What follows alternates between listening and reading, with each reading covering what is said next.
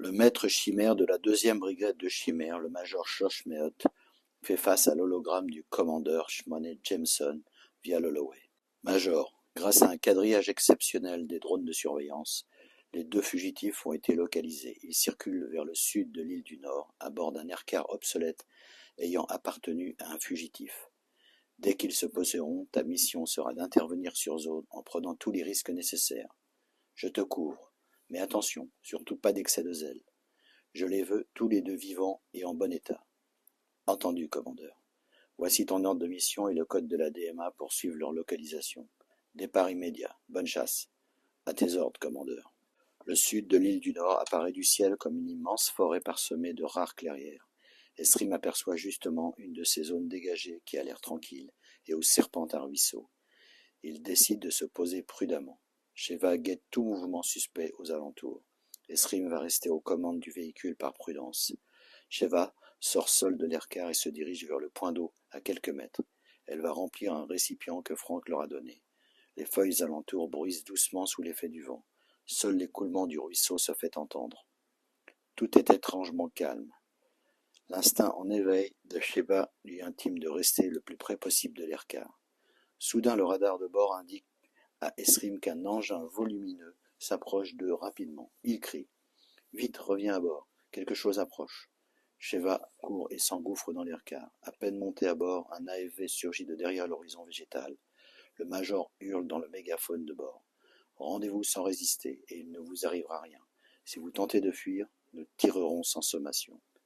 L'imposant véhicule blindé de la brigade de chimères se pose devant eux. Le major Schlossmeot s'en extrait flanqué de 4 chimères. Il se dirige rapidement vers l'aircar et puis il l'encercle. Les chimères montrent leur férocité en collant leurs faces effrayantes sur les vitres du véhicule. Estrim et Sheva sont terrorisés. Le major somme le couple de fugitifs de sortir. Il fait reculer les chimères et les maintient à bonne distance. La courageuse Sheva ouvre la porte la première. Mais tout à coup, une chimère s'écroule, puis une deuxième. Le major se retourne rapidement et il s'écroule à son tour. Estrim s'écrie. Là, des rayons. Attention, baisse-toi. Estrim et Sheva sont extraits inanimés de l'aircar quelques instants plus tard. Toutes les chimères et le major Schlossmeot gisent sur le sol. Une femme aux longs cheveux passe devant l'AFV silencieux. Elle semble sans âge et porte fière allure dans une combinaison de type inconnu. 2 costauds la suivent, qui emportent Estrim et Sheva dans leurs bras. Estrim se réveille enfin. Sheva, qui s'est éveillée peu avant, le regarde rassuré. Tous les deux se relèvent péniblement. Ils font face à la femme. Pendant ce temps-là, les 2 hommes récupèrent l'aircar dans la clairière et le mettent à l'abri. La femme s'adresse à Sheva. Comment vous sentez-vous tous les deux?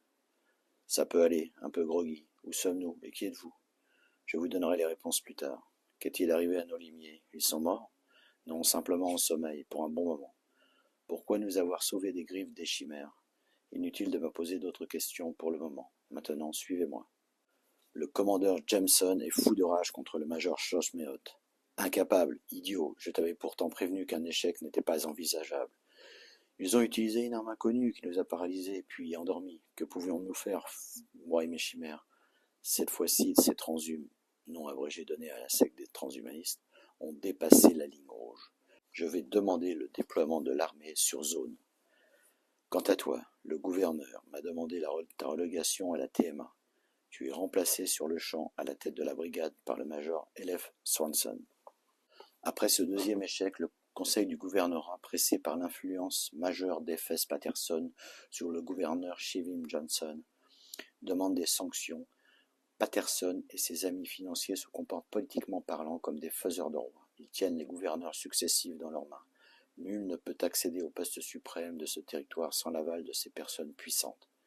Le gouverneur Jameson a senti le vent du boulet. Il échappe miraculeusement, cette fois-ci encore, à la sanction, en raison de cette arme inconnue. Maintenant, il s'agit pour lui d'établir une stratégie solide et imparable afin de récupérer les fugitifs.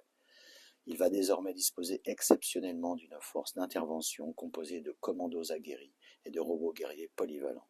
Il fait surveiller la zone sans relâche, afin que toute fuite soit repérée et pistée par la DMA. Le risque de cette opération de récupération des fugitifs est de déclencher une guérilla avec les transhumes. Le gouvernorat ne l'a jamais souhaité jusqu'ici, mais il n'a plus le choix. Ces organisations sectaires se sont réfugiées depuis la dernière des 7 guerres dans de vastes réseaux très élaborés d'infrastructures souterraines dénommées bunkers. La DMA possède des plans de quelques-unes de ces forteresses souterraines. Les sectes ne représentent pas un réel danger pour le gouvernorat, car ils n'ont jamais revendiqué un quelconque pouvoir politique ou territorial.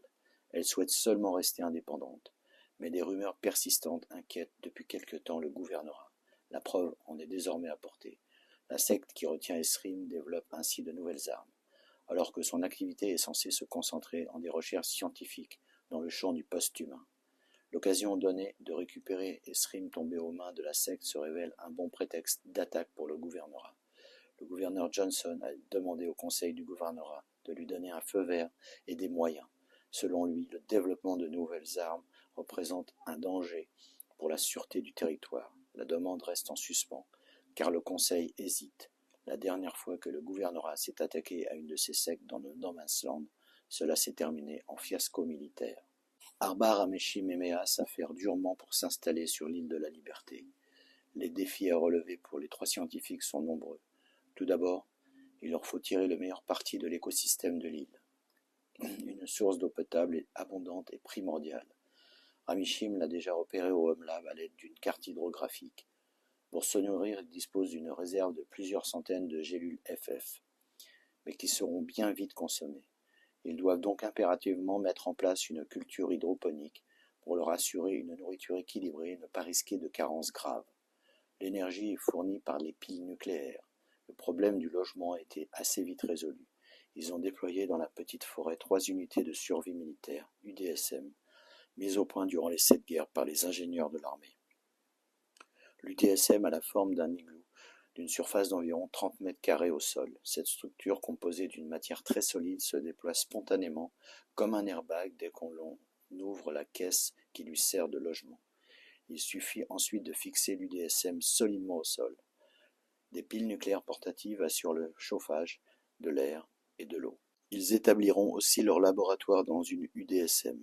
Le labo sera situé dans la petite crique en contrebas. Il leur faudra ensuite remonter et installer les machines Ubiquiti et Reconstructor. Le démarrage du projet Zealandia ne sera possible qu'à la condition d'avoir réalisé ces indispensables préalables. L'incertitude concernant la venue d'Esrim pèse lourd sur la réussite de leur projet.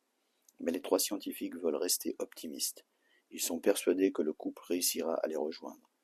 Mea a encore quelques crises de pleurs en pensant à son cher Caf.